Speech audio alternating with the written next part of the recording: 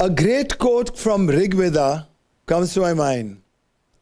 And this will tell you all about how your own health can be your own destiny. Your choice of health, your choice of destiny. So the quote goes like this: we are what our deepest desires are. As are our desires, so is our will. As is our will, so will be our intentions. As will be our intentions, so will be our deeds. As will be our deeds, so will be our destiny. Health too, my friends, can be the choice of your own built, healthy, wholesome destiny. How? It's so simple. So let's see. We have two legs to walk towards our destiny. We have two hands to make it. We have a mind to perceive it. We have a heart to believe it. And we have a spirit to achieve it. It is said that only a man can rise above gods and fall below animals, because animals are only instinctive. Humans are empowered with consciousness. So we can rise and evolve. Evolution is our only purpose of this life, because evolution takes us to liberation, salvation, moksha, nirvana, and most importantly, the bliss quotient, ananda. Haven't you heard? How many of you have heard about ananda? That's it. So the bliss quotient, absolute ananda, be in bliss. So let not the future unnecessarily disturb you. So the anxiety of the future, the fear of the past, takes away from the process and experience of living in the now. And that's the biggest big thing in life, because now gives you the totality of living, and now can make you the magician, the master of your own manifestation. Because if you're divided in now, you will never be able to choreograph your own change. You're right. If change is constant, be the choreographer of your own change. Very true. So how do people fall ill? How do people die? Why is there so much of suffering? And why so many people are ailing on this earth? For a simple reason, we are all dying every day. We are not living every day. We need to be living every day. Breathe consciously, regulated always. That's number one. Number two, have bread for breakfast and keep eating bread for every meal as well. Number three, soak yourself in the sun. Okay? We are all beings of light. We are made of stardust. Then eat clean, eat green. Needless to say, if you want to be lean and if you want to be healthy, wholesome, whole, very, very important. A very, very good quote comes to my mind from William Blake. I'm coming to spirituality. That we are led to believe a lie when we see from and not through the eyes. For we are born in the night to be perished in the night, while our souls rest in the beams of light.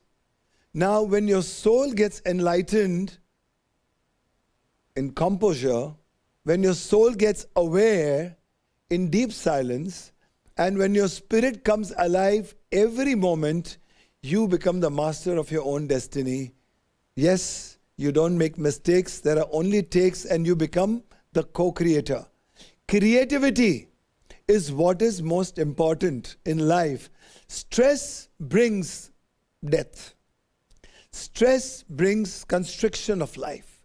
Stress also, to tell you, creates fight and flight response. And fight and flight response releases all the kinds of toxins in the body we really don't need. It shuts down your stomach completely and takes all the attention of your subconscious and your physicality out to the periphery. Heart races up and you miss out in the moment. You miss out the now. All creativity gone. So creativity in crisis is very, very important. So when people say, what is stress? I just simply tell them, it's the absence of creative imagination. So if there is creative imagination, friends, obviously there is no stress. Coming to the point that we need to be whole and integrated. What is wholesome and being integrated? So of course, working out, becoming aware of your body is very, very important. Breathing, of course, I spoke about. Eating, I spoke about. Recreating yourself. Rest is very important. Because rest allows you to recover, recuperate, rejuvenate. And what's the opposite? Opposite breaks you down. So disorder, discomfort, disease, decay, degeneration, death. Death truly has no right on life. Death is the culmination of your diseases. And diseases are the culmination of your choices. Make good choices so that you can live well, bright and alive. Be alive all the time. So, rest, when I say rest, it has to be meaningful rest. How many of you sleep well? Okay, good. Good. Rest. Very well. How many of you meditate? Okay, not many hands, but few of them. Very good. Very good. That's the way to do it. Okay, let's do some meditation here. Okay, the first things first, neutralize your being. Meditation is all about letting go. You must have heard about meditation a lot, many times, and it sounds so super pseudo, supersonic, bouncy. But meditation is nothing but just let go and neutralize your being. So shut your eyes, come on. Everybody take a deep breath. Let go. Take a deep breath. Let go. Take a deep breath. Let go. Trust me, by the time you come to your 30th breath, your whole being would have got reorchestrated. Your whole being would have got reprogrammed and disrupted the old destructive ways of the body, breaking you down with the forces of time, matter, space, light, motion, mass, causation, effect. These are the forces of entropy. They bring you degeneration, disintegration, decay and death.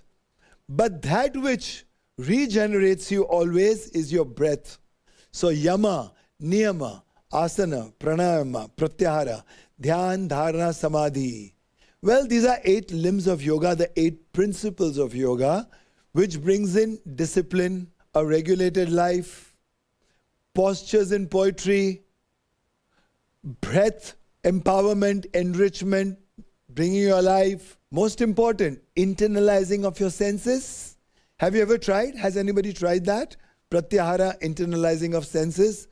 Dhyana, attention. I mean, today scientific research says that you put attention to the field, you energize it. You put intention into the field, you transform it. So just try. So dhyana, dharana, sadhana, dharana, sitting in one place, sankalpa and samadhi, the ever-knowing, past, present, future.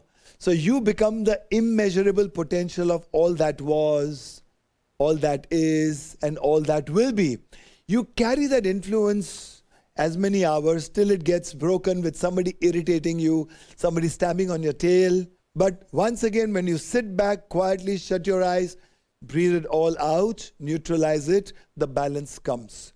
Get into your shunyam quotient as many times, because shunyam is a point from which everything is born, to which everything returns. So, Krishna, Christ, Muhammad, Mahadev, Zarathustra, Buddha, and so many other actual sages who walked this earth, they were all human beings. Am I not right? They were all human beings. And they flowered, they blossomed, they nurtured themselves, they nourished themselves with sunshine, air, water, ether, fire, earth. And they became gods. They became gods, and what's stopping you and me? Only a man can rise above gods or fall below animals. So be that man who's super conscious, be that man who's super creative, be that man who's super productive, and be that man who's completely whole. Wholeness is nothing but healing in progress.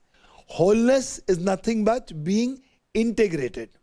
Yoga is all about confluence of polarities. When your polarities are harmonized, confluence of polarities. Yoga is all about congruence. Your sacred geometry in congruence with the cosmic geometry. Yoga is also about prefrontal cortex. Connect, consonance. Consonance with everything alive, all life. And finally, yoga is about your limbic resonance. So empathy, sympathy, care, compassion. And all this put together puts you into a flow, rhythm. So preserve your breath, conserve your energy. Be in the flow.